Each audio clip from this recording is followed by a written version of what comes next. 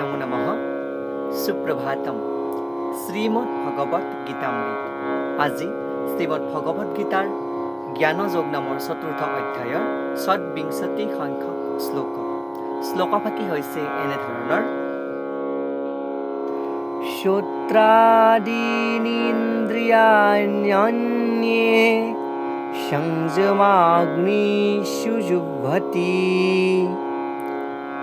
শব্দাদীনা বিষয়ানন্যা ইন্দ্ৰিয়াগ্নিষু জুহ্বতি।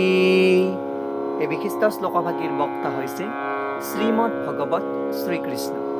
শ্লোকফাকিৰ অসমীয়া অৰ্থ হৈছে এনেধৰণৰ কিছুমানে অৰ্থাৎ শুদ্ধ ব্ৰহ্মচাৰীসকলে শ্ৰৱণ আদি ইন্দ্ৰিয়বিলাক মনৰ সংযম ৰূপ অগ্নিত আহুতি দিয়ে আৰু আন কিছুমানে যি সংযমী গৃহস্থসকল শব্দ আদি ইন্দ্ৰিয় উপভোগৰ বিষয়বিলাক ইন্দ্ৰিয়ৰূপ অগ্নিতে আহুতি দিয়ে। ইয়াত আমাৰ চতুৰ আশ্ৰমৰ যি ব্ৰহ্মচাৰী আৰু গৃহস্থী প্ৰথম আৰু দ্বিতীয় আশ্ৰম দুখনৰ বিষয়ে স্পষ্টভাৱে কোৱা প্ৰসংগত ভগৱান শ্ৰীকৃষ্ণই শ্লোকফাকি উপস্থাপন কৰিছে, কিন্তু ইয়াতে অগ্নিত আহুতি দিয়া আৰু সংযমৰ ক্ষেত্ৰত বহুখিনি কথাকে কৈ গৈছে। সেই প্ৰসংগত তাৎপৰ্য আমি উল্লেখ কৰিব পাৰি মানৱ সমাজৰ 4টা বৰ্ণৰ সদস্যসকল অৰ্থাৎ ব্ৰহ্মচাৰী, গৃহস্থ, বানপ্ৰস্থী আৰু সন্ন্যাস, এই 4 আশ্ৰমৰ কথা মই আগতে উল্লেখ কৰিলোঁ।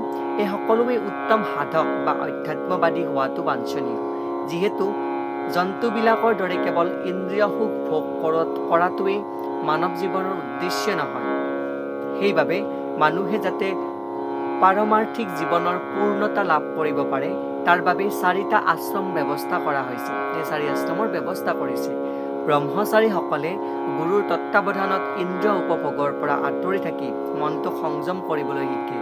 ব্ৰহ্মচাৰীয়ে কেৱল কৃষ্ণ ভাৱনাৰ লগত জড়িত শব্দহে শুনে, অৰ্থাৎ স্বাধ্যায়ত ব্ৰতীত হৈ থাকে।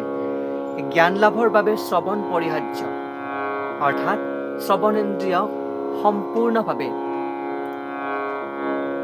নিজৰ অধীনত ৰখা আৰু একেবাৰে স্পষ্ট কৰি ৰখা। সেইবাবে শুদ্ধ ব্ৰহ্মচাৰীসকলে হৰিৰ নামানুকীৰ্তনম, অৰ্থাৎ হৰি নামত ভগৱান মহিমা কীৰ্তন কৰাত শুনাতহে সময় কটায়। তেওঁলোকে জড় প্ৰকৃতিৰ উদ্ভৱ হোৱা শব্দলৈ কাণ নিদিয়ে। হৰি কৃষ্ণ বা কৃষ্ণৰ জয় হওক বা কৃষ্ণতে আৰাধনা থাকি ধ্বনিৰ যি চিন্ময় ঝংকাৰৰ প্ৰতিহে কাণ দিয়ে। গৃহস্থীসকলক কিছু পৰিমাণে ইন্দ্ৰিয় সুখ আহৰণ কৰিবৰ বাবে অধিকাৰ দিয়ে। যেতিয়া ব্ৰহ্মচৰ্য আশ্ৰম অতিক্ৰম কৰি গৃহস্থী জীৱন ল'বৰ বাবে সক্ষম হয়, তেতিয়া তেওঁলোকক ইন্দ্ৰিয় সুখ লাভ কৰাৰ সুবিধা প্ৰদান কৰে।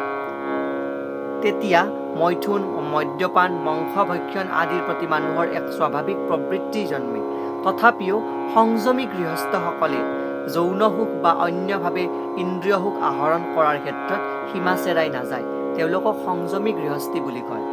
এই সংযত যৌন জীৱন যাপন কৰা সুবিধা হ'বৰ বাবে সকলো সভ্য সমাজতে ধৰ্মানুসাৰে বিবাহৰ অনুষ্ঠান কৰাৰ প্ৰথা চলি আহিছে, যিটো বৈদিক সাহিত্যত 8 প্ৰকাৰৰ বিবাহৰ কথা উল্লেখ কৰিছে। তাৰ ভিতৰত অনুলোম আৰু প্ৰতিলোম বিবাহৰ কথা উল্লেখ কৰিছে। তাৰ 4বিধ বিবাহ বা 4 প্ৰকাৰৰ বিবাহ অনুলোম আৰু 4 প্ৰকাৰৰ বিবাহ প্ৰতিলোম বুলি উল্লেখ কৰিছে।